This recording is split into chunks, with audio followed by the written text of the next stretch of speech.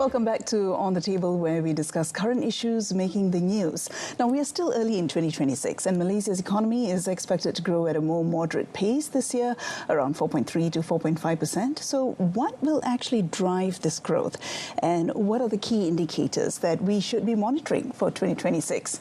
Joining us in the studio today is Dr. Jeffrey Williams, economist, who is also director and founder of Williams Business Consultancy, Sdn Bhd. Welcome to the program, Doctor. Thanks for inviting me. It's a pleasure to come. So, Doctor, let's dive straight into it. Budi Madani RON 95, or Budi 95, which is the government initiative to distribute RON 95 petrol, now was successfully rolled out last year. Ongoing improvements, but last week the Ministry of Finance said that it won't be adjusting the quota based on income groups. Now, what's your assessment of this move? Well, I was actually there when Johan Merican made that statement last week at one of the conferences in Kuala Lumpur. And actually what he said was they were going to wait at least for, I think, a full cycle, a full year, before they were going to make any decisions. And I think that's sensible, because we've only had the change quite recently. And, you know, we have very many holidays, and we have some holidays coming up in February. That's right. So we need to see how this is going to affect petrol consumption during an entire year, particularly during the holiday periods. But what we know is that the quota is 300 litres. Yeah. But the data they have so far is saying that people are using less than 100 litres, about 83 litres on average. Okay. So there is quite a lot of scope to change. My personal preference would be that it should be tiered. Okay. So let's say up to 100 litres a month, you would get the full subsidy. After that, up to 200 litres, you would get half. Right. From 200 litres to 300 litres, perhaps a quarter, and then above 300 litres, none.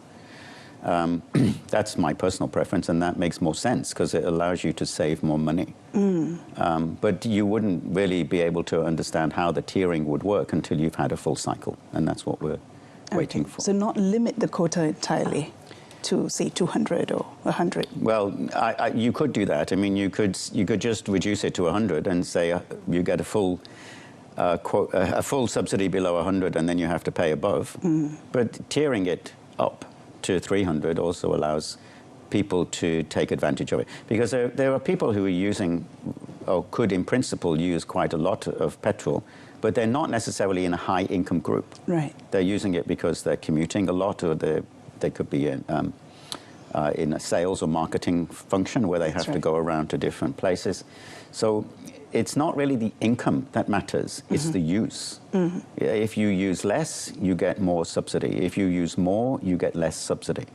That's the way that it should be done. Okay. Doctor, the cost of living, though, remains a key challenge, and especially for low-income households. Government has introduced subsidies and cash aid, such as the SDR, SARA, and with a strong push to end hardcore poverty. What are your thoughts about the impact of these initiatives so far? Well, for the hardcore poverty group, the programs are specific to that group. Yeah. They are eligible for STR and SARA and other forms of support, but there are special schemes for people in the hardcore poverty group. And most of that is being successful. In other words, there are increasingly fewer and fewer people in that group. And in some states, there aren't any people, any households in that group anymore.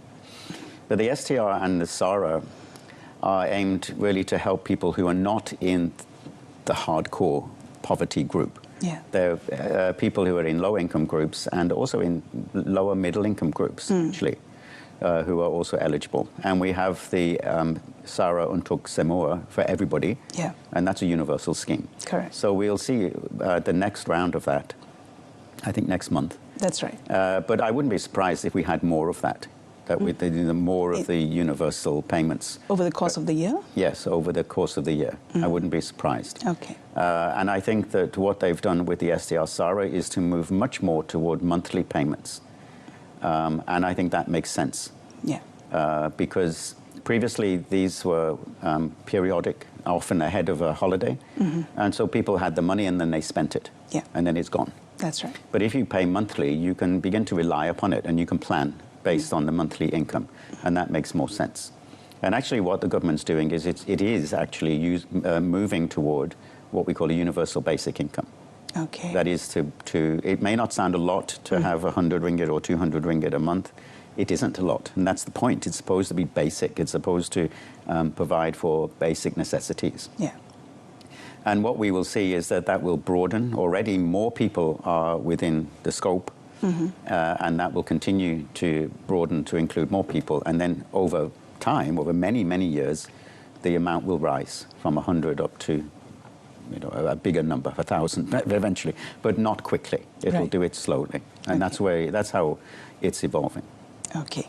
Now, Dr. Malaysia remains vulnerable to what's happening globally, especially the US-China trade tensions. So do you think that we've done a good job maneuvering, cushioning the impact in terms of local businesses and industries? I think that most of that US-China issue was last year. It's not this year or next year. Okay. Most of that's gone.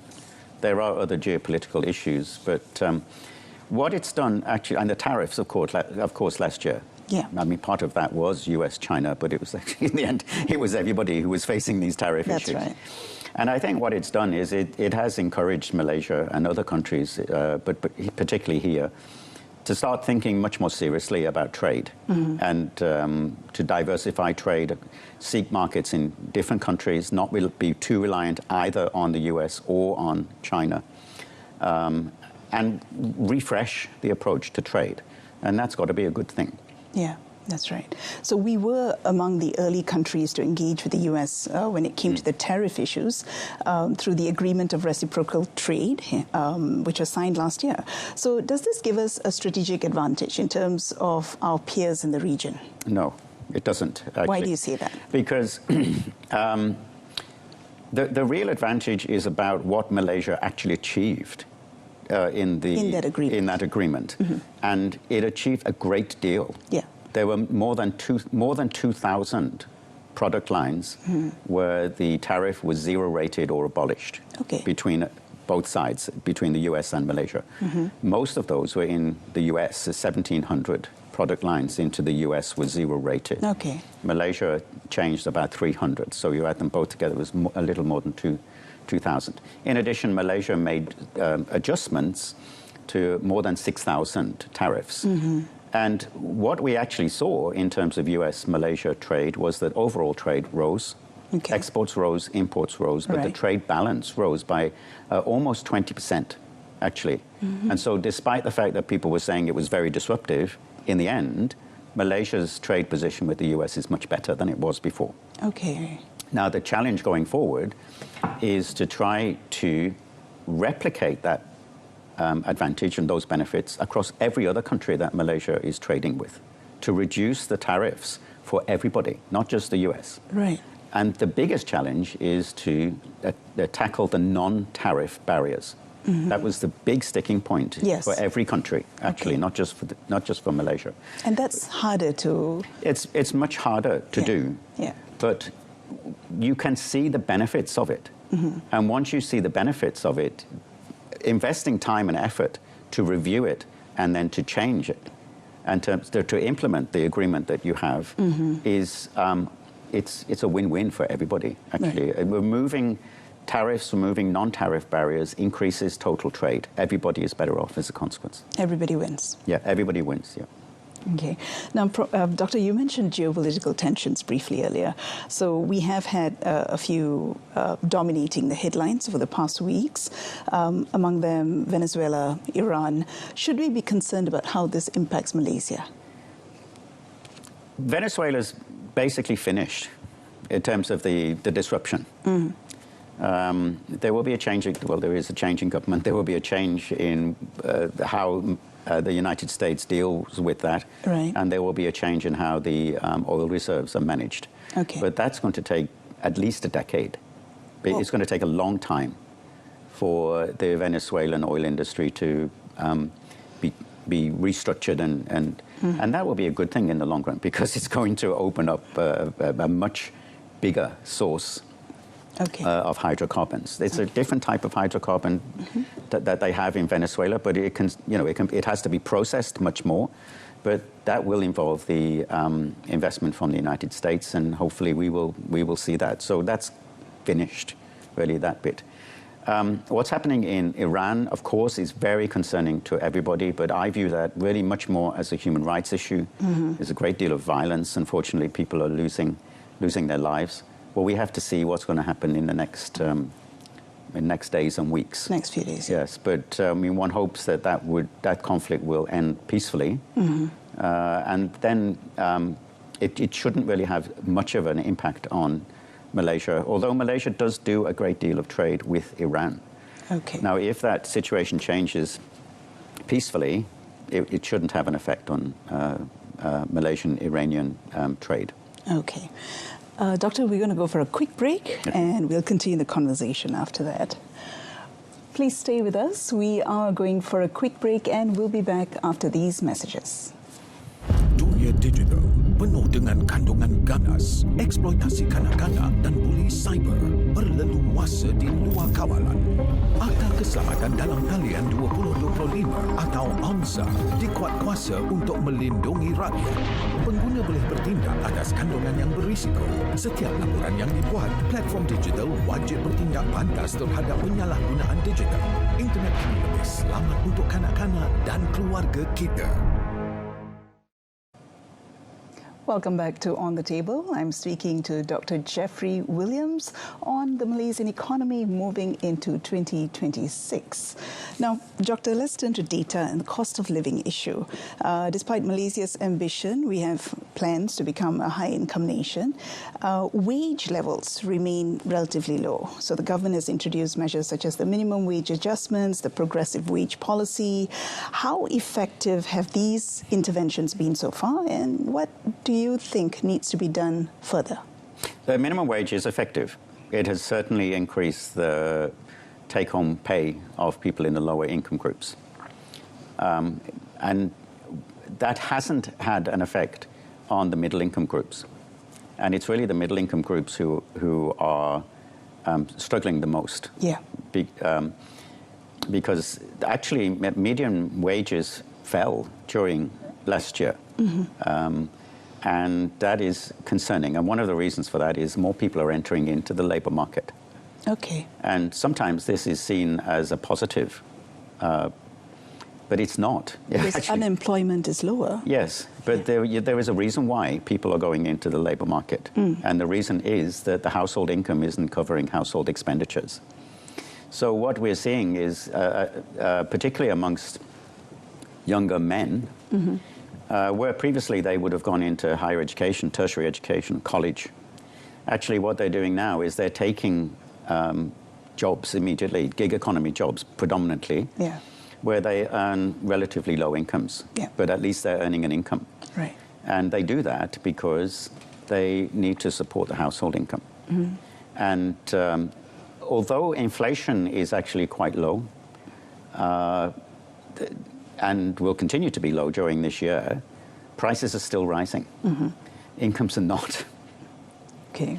Well, they're not rising as much, and median incomes are actually falling. So there is this squeeze, particularly on those people who are not in the group where they're getting direct assistance, the minimum wage, for example, or where they're in the higher income groups. If they're in a higher income group, of course, they can negotiate their salaries much more effectively. But in the middle income group, it's very much a take it or leave it. Okay. It sounds like a catch-22. So how do you then improve that outlook for the middle income group? Well, it's actually quite tough. It's very tough to do that from a policy perspective. The government can't really intervene and start telling employers how much they have to pay. Yeah.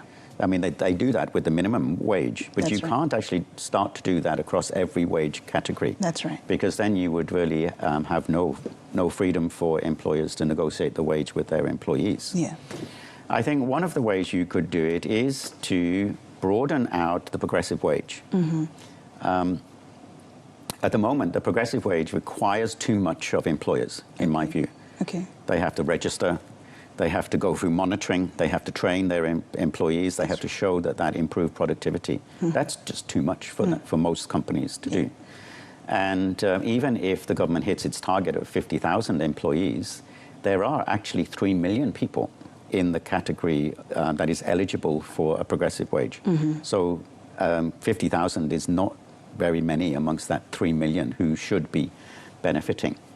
One way that you could do it is through the STR-SARA, which is to extend that and to pay that directly into people's salary. We call this a reverse income tax.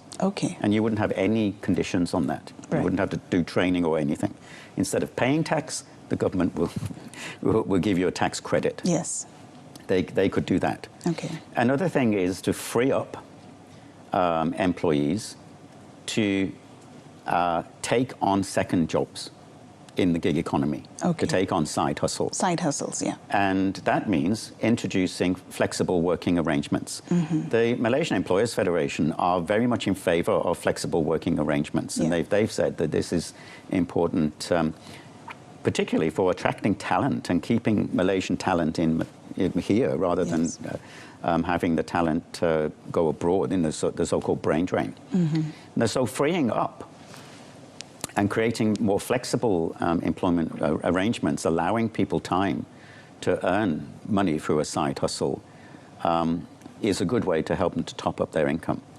And the government can, without interfering directly in contracts, the government can introduce incentives to allow employers to do that.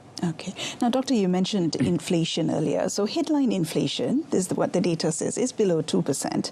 And that indicates stable price conditions, right? Yet households are feeling the cost of living squeeze, as you mentioned just now. So what is the reason for this? Is it lag effects, lifestyle spending patterns maybe, or perception gaps? How do we I think part of it is that when you talk about the headline inflation rate, that captures a whole range of different products. And it is actually quite low and it's quite stable. But when it comes to the things that people are actually most concerned about, which was basic necessities, food, and also things which are not necessities, but they really want to have them for themselves and for their families and for their children. The prices of these products are noticeably rising. And so people are seeing it much more. And so there is a perception issue, but the perception is not a misperception issue. The things that they want and the things that they expect to have, which are just for not to be excessive or opulent or spend too much, just normal basic day-to-day things, they can actually, people are seeing the prices rising. And they're noticing it. And when they notice it, then they start to feel that the impact is bigger than actually it is. And on that note, savings, it means the savings are not as much. And that brings us to the question of retirement savings. So aside from EPF savings, are there other things that people can do, or as the government, as a country, what else is possible aside from EPF? EPF is an extremely important financial institution. It's the anchor. It is the absolute anchor financial institution for the country. There's no question about that. But we cannot rely on EPF alone to solve the pension problem. Because, as we know, although EPF has many millions of members, I think there's 16, 17 million members, the number of active members is only half that number. And amongst the active members, the number of people who have adequate pension savings is tiny. We know that, and they've been telling us that since before the COVID period. Now, the only way that you can really address that through EPF is to save more or to work longer. Now, people are already... Or to increase the retirement age. That means working longer. Yes. But people are already working beyond the retirement age. We know that. Right. The retirement age is really when you're eligible for to get your EPF. Actually, that's what it is. It's not when you stop working. People are still working beyond that. So that doesn't work as a solution for the pension issue. And also the saving issue doesn't work when salaries are not rising. That's right. You can't save a lot if your salary is low.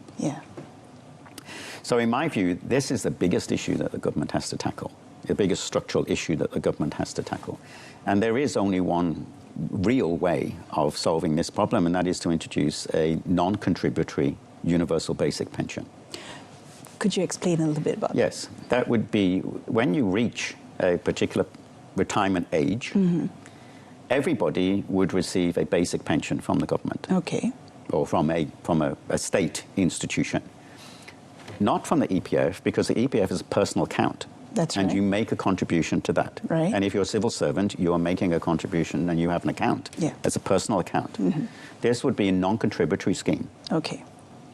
And the way to solve that would be to set up a Malaysian super fund, which would incorporate investment. It could incorporate revenue that's to come from Petronas for as long as we have that income. You build up a fund. Okay. That fund invests in the Malaysian economy, in overseas, in the same way that all pension funds do. Okay. And then based on the return from that investment, they will then give everybody above a particular age a universal basic pension. Right. And that will cover the basic necessities, cost of living. Yes. It's not meant to be it's not meant to be a luxurious. Understand. But of course, depending on the returns of the investment fund, it could be. It could actually be quite generous. But to begin with, you have to be conservative about what you would expect. Right. But the point about it is that it would be a top-up to what you already have. That's right. It's not meant to replace your EPF or replace your civil service pension. It's meant to top it up. And if you didn't work, millions of people don't work. You know, millions of people stay at home, look after the kids, look after the family. They don't work. Yeah. And they deserve to have an income in retirement through a non-contributory scheme. Yeah, so it's a social security net. It's a social security issue, social security safety net. Safety net, It cannot be achieved through working longer and saving more. Understand. It has to be achieved through the establishment of a different financing system. And the most effective way of doing that, like they do it in Norway or in Japan, for example, like they're doing in Sarawak, actually, is to set up a sovereign wealth fund that is focused particularly on pensions. Now, Doctor, the government wants to bring the fiscal deficit down this year to 3.5%, which also means that the revenue needs to increase in somehow. So the current tax strategy, do you think it's adequate to... Well, it's likely that the deficit ratio will fall to 3.5. Because you have to remember that's a ratio. If the economy is growing, even if the debt remains the same, the percentage, the ratio falls. Okay. So I'm not too concerned about that. I think that that's likely to happen. The debt and the deficit is only for development expenditures. It's not for operational expenditures. Right. So in the budget, for operational expenditures on health, education, and social protection, and civil service pay and all of that, normally that's a surplus anyway. The government does not borrow to pay for day-to-day expenses. Okay. And as a consequence, it isn't actually necessary to raise taxes because it is in surplus. Now, people are concerned that the income from Petronas might be less. Okay, yes, we understand that. And as that income source declines, it is necessary to raise taxes to compensate for that. But we're in the 21st century now. So most expenditures are done through e-payments. That's right. In fact, it's 1.4 trillion ringgit in e-payments, at least, which is almost the same size as the entire economy. Only about 400 billion ringgit is in cash payments. If you put a tax on that of just 1%, where the seller pays 1%, the buyer pays 1%, then you can raise 28.8 billion ringgit. Wow. And that would be through e-wallets, QR codes, any form of transaction that you make, which is an electronic payment, which nobody would notice because it's a 1% tax. No one would really notice It's not painful. It's not painful. Yeah. But people are saying, bring back GST. Well, GST would be 6, 7, 8%, 10%. And people will notice that. Okay. But people will not notice the electronic payment tax. It's an interesting. Now, on the path of economic growth, we've got a couple of minutes. If you can tell us that the government has projected GDP to expand between 4 to 4.5% this year, what do you think are the key catalysts which would be driving this growth? 4 to 4.5% is the underlying capacity growth for the Malaysian economy. Okay. That's what it is. Right. When economists talk about economic growth, we're talking really about supply. Okay. The capacity of the economy to produce things and to sell those things. Okay. That's the supply side. Okay. Sometimes, and this year, we will have growth above 4.5%. It's likely to be 4.7, 4.8%. Part of that is because the government pushed in the universal SARA. Yes. So they gave 2 billion toward the end of the year. Yes. People took it out, people spent it. Yeah. The spending pushes up consumption. Consumption is part of GDP, so GDP will go above 4.5%. But that doesn't create additional supply side. Right. Businesses sell more stuff, correct, but they don't necessarily produce more stuff. Oh, okay. Because they're selling stock. They're selling things they already produced. Yeah. Right. Now, so are you saying it's not sustainable then? If it continues, it's possibly sustainable. Okay. Yeah. Okay. Because if it continues, people will say, well, I know that there's going to be more of this universal SARA. Okay. I know that there's going to be more consumption, so I'm going to produce more. Okay. Okay? Understand. Then we will see that supporting underlying growth potential from the supply side. Other than that, it's foreign direct investment, domestic direct investment. Those are the things that, and improvements in productivity, improvements in different types of business model, those are the types of things that underpin economic growth. Okay. We've got about a minute left. Doctor, any final thoughts on Malaysia's 2026? I think that this year we will have a good economic performance. It will be between 4 and 4.5%, which for me is a good performance. Inflation will remain low during this year. Okay. The government now has an opportunity to focus on the issues we just spoke about. Right. Trying to improve people's incomes, particularly for middle-income groups, and addressing the pension issue. Okay. Those, to me, are the two big structural issues the government has for 2026 before the next election. Dr. Jeffrey, thank you so much for your time today. We really Pleasure. appreciate your insights. Thank you. And that's all the time that we have for On the Table this time. I've been speaking to Dr. Jeffrey Williams, economist and founder of Williams Business Consultancy. I'm Mona Priya. Thank you for your company.